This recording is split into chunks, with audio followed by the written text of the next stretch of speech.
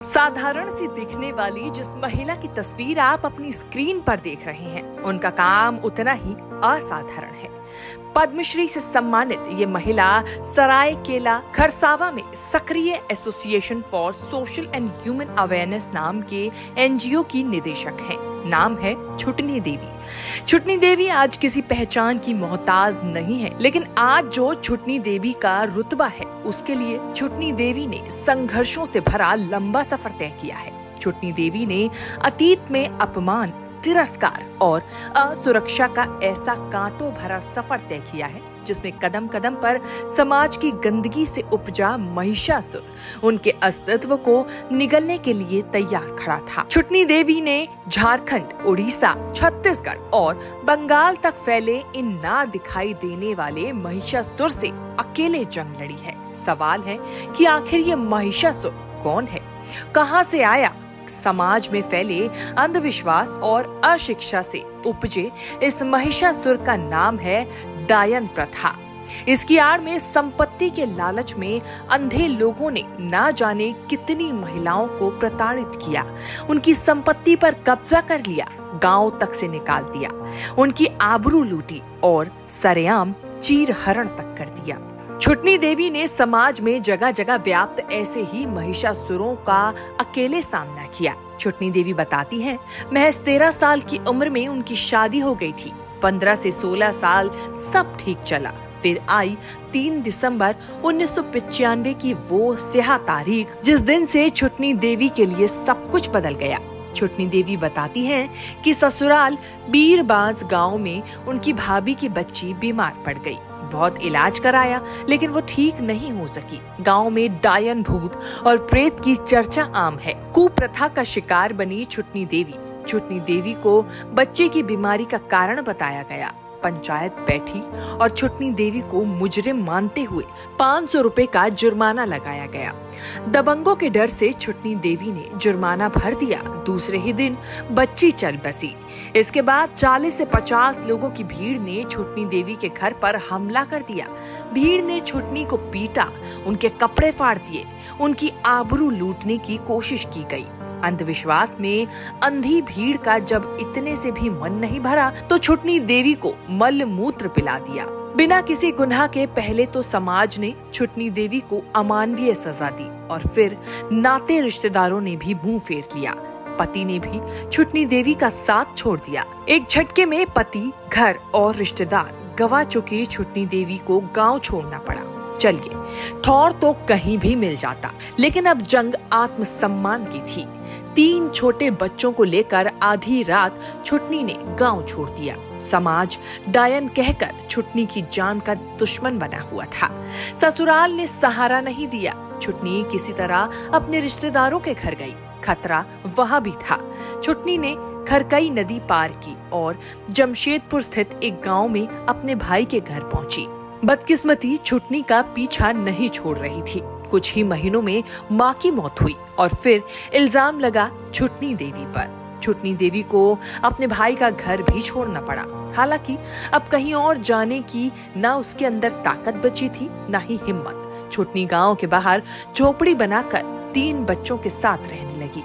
गुजर के लिए मजदूरी करने लगी। छुटनी देवी बताती हैं, लगता था उनके जीवन में कभी सवेरा नहीं होगा। नियति को कुछ और ही मंजूर था।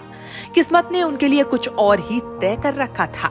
उन्हीं दिनों छुटनी देवी की मुलाकात फ्री लीगल एड कमेटी यानी फ्लैग के कुछ मेंबर्स से हुई। इन मेंबर्स की मदद से छुटनी देवी की कहानी लोकल मीडिया और फिर नेशनल मीडिया तक पहुंची। ये 1996 से 1997 का समय था, जब नेशनल जियोग्राफिक चैनल तक उनकी बात पहुंची और अब तक उनके संघर्ष और उनकी जिजीविषा पर चैनल ने डॉक्यूमेंट्री फिल्म बनाई। इस बीच छुटनी देवी हर उस जगह पर पहुंचने लगी जहां डायन बिसाही के नाम पर किसी महिला को परेशान किया जाता था। किसी का जीना मुश्किल हो गया था। इस तरह छुटनी देवी तब तक 500 से ज्यादा महिलाओं की जान बचा चुकी थी। साल 2000 में गैर सरकारी संगठन association for social and human awareness Asha ने उन्हें सामाजिक बदलाव और अंधविश्वास के खिलाफ जारी अभियान से जोड़ा। छुटनी देवी को तब समझ में आया कि कानून के सहारे कैसे रूढ़ियों और अंधविश्वास से लड़ा जा सकता है। छुटनी ने सोशल अवेयरनेस का ग्रामर समझा और हर उस गांव में जाने लगी जहां किसी को डायन, ओझा कहकर परेशान करने की शिकायत मिलती। छुटनी को दबंगों की धमकियां भी मिली, लेकिन छुटनी देवी को अब लड़ना आ गया था। छुटनी देवी यही नहीं रुकी। रेस्क्यू की गई महिलाओं को रोजगार से जोड़ा गया। आशा की ओर से उनको सिलाई बुनाई, हस्तकला, शिल्पकला और दूसरे काम की ट्रेनिंग दी गई। इस दौरान बीरबांस में ही आशा का पुनर्वास एडवाइजरी सेंटर बना। छुटनी देवी को यहाँ डायरेक्टर बनाकर भेजा गया। इस तरह छुटनी देवी की लड़ाई फिर से वहां पहुंच गई जहां कभी उसे तिरस्कार और अपमान का सामना करना पड़ा था। अब उनकी आवाज बीरबांस गांव तक ही सीमित नहीं रह गई थी। उनकी आवाज अब झारखंड के चाईबासा, सरायकेला, खरसावा, खूंटी, चक्रधरपुर से निकलकर छत्तीसगढ़, बिहार, बंगाल और ओडिशा की सीमा तक पहुंचने लगी थी। ये उनके काम, उनके समर्पण और संघर्ष का ही परिणाम था कि उनको 2021 में पद्मश्री सम्मान के लिए चुना गया। बहरहाल छुटनी देवी बताती हैं कि डायन के नाम पर आज भी झारखंड के कई इलाकों में जुल्म नहीं रुका है। इसकी वजह सिर्फ अंधविश्वास नहीं है। ऐसी घटनाओं के पीछे आपसी रंजिश से लेकर संपत्ति हड़पने तक की साजिशें होती हैं। छुटनी देवी की बातों की तस्दीक इन आंकड़ों से होती है कि डायन के नाम पर अकेले झारखंड में पिछले 2 सालों में 38 लोगों की जान ली जा चुकी है। इनमें 95% महिलाएं हैं। दूसरा आंकड़ा बताता है कि पिछले 7 साल में डायन बिसाही के नाम पर झारखंड में कई लोगों की जान जा चुकी है। डायन प्रथा के खिलाफ में कोई बोल नहीं रहा था। असली की समाज के भीतर जो बुराइयां थी, उस बुराई का ही एक मेन हिस्सा वो डायन प्रथा है।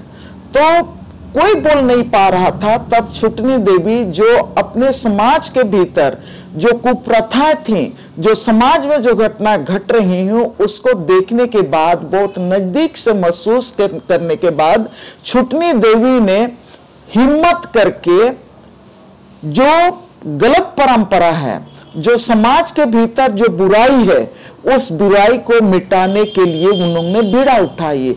लंबे समय तक उन्होंने समाज से जूझते रही और उसके खिलाफ में डायन बिसाही जो अंधविश्वास है, उसके खिलाफ में वो लड़ते रहे।